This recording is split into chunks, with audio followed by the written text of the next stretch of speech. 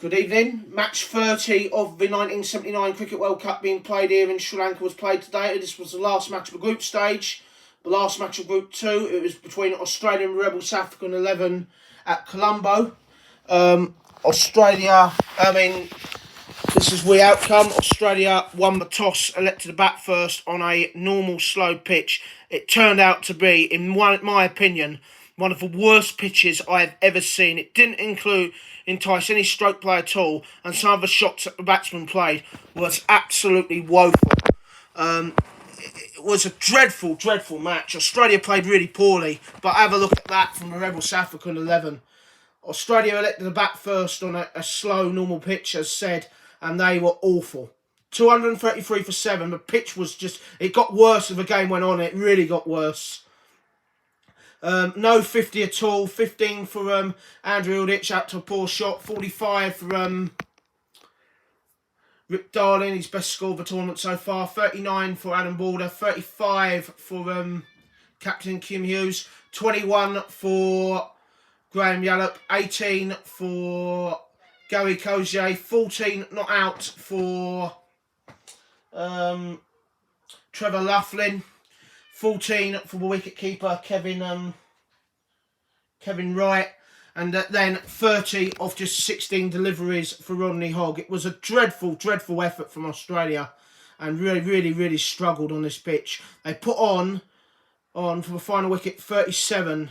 They put on 37 for the 8th wicket to get 233 for 750 overs. But this pitch did not encourage stroke play at all. 3 for 44 for a medium pacer. The two spinners, 45 for 2, 44 for 1. Australia just could not cope with them whatsoever. 28 for 0 for the fast bowler. 45 for 2, 26 for 0 for the other fast bowler. And the other fast bowler bowled his 4 overs, 46 for 1. But the Rebel South African effort was an absolute woeful, woeful effort. They were all out in 10.5 overs for the lowest score ever in a one-day international. All out for 42, the lowest ever score in a one-day international. The pitch just did not... No runs whatsoever. 0-6, 0-0-4, 0-4, 6, 7, 7, 0-0 out in what was one of the worst batting displays ever in the tournament. In the tournament's history, one of the worst batting displays ever. The pitch was absolutely woeful. Only 2 bowlers were used. 4 for 21 for Rodney Hogg to follow up his 30 not out. But 16 for 6, the second best bowling figures of all time from Alan Hurst. 11 wickets now in 2 matches. He has now taken 18 wickets in just 5 matches, including 11 in his last 2 matches. Absolutely extraordinary effort, but the pitch was absolutely woeful. The Rebel South African captain said that was one of the worst pitches I've ever had to play on. Colombo groundsmen should be ashamed of themselves. They did not encourage stroke play at all. It's the first time ever that only 2 bowlers have been used throughout the entire innings, and they've taken all 10 wickets. But that was just... Look at that scorecard again. It is... 10.1 overs was all they lasted. 10.1 overs. An awful, awful... Australia versus South Africa at Colombo. Rebel South African 11 at Colombo. Australia won the toss and let their bat on a slow, normal pitch. They made 233 for 7. It was a poor effort from them. But then they bowled Rebel South African 11 out for just 42. The lowest ever total in one-day international history. Australia winning by a massive 191 runs, and man of the match for the second best bowling figures of all time, Alan Hurst, 6 wickets in 14, 6 for 14 off of just 5.1 overs. But that pitch is the worst pitch I think I've ever seen. It did not encourage any stroke play at all. And for Rebel South African 11, you know, considering I got 250 against Rhodesia in their last match on this ground, that is woeful. And that is the standard pitching. I mean, the Rebel South African 11 captain was fuming. He said the Colombo groundsmen should be ashamed of themselves. That wasn't entertainment. That was just so uneven contest between bat and ball.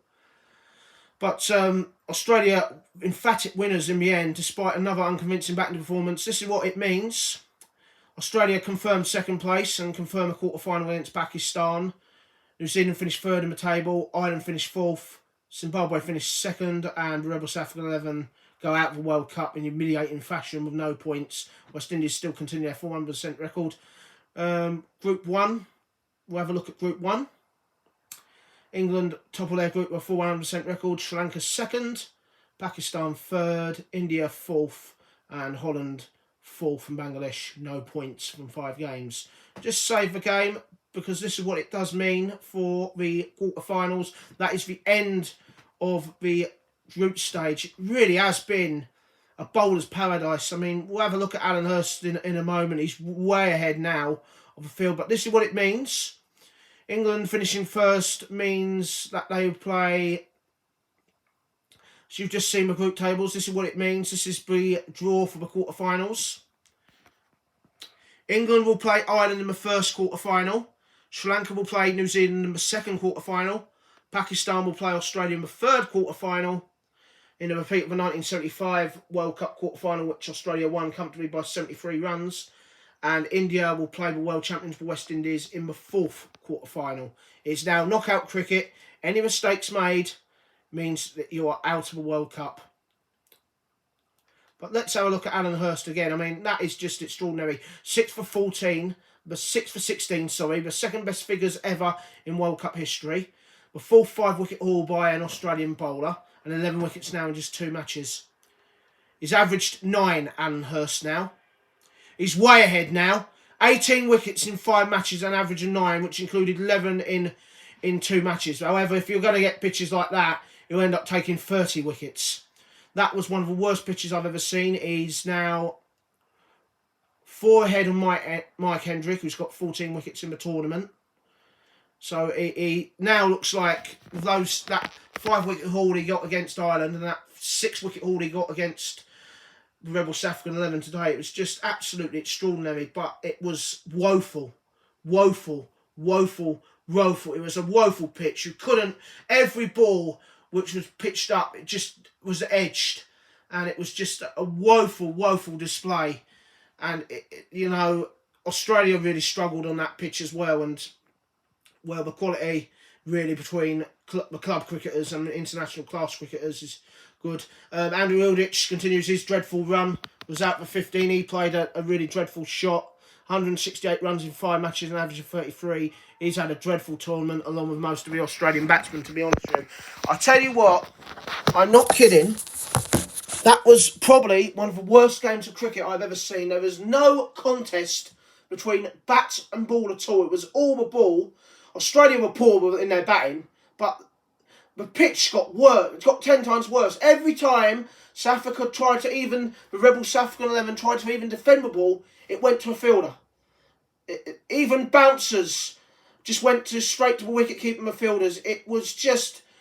That Colombo pitch, in my opinion, is one of the worst pitches I've ever seen in a one-day game, and that's why Rebel South African 11 got bowled out for the lowest score ever in one-day internationals, and why Alan Hurst is now the leading wicket taker in the tournament with 18 wickets in just 5 matches.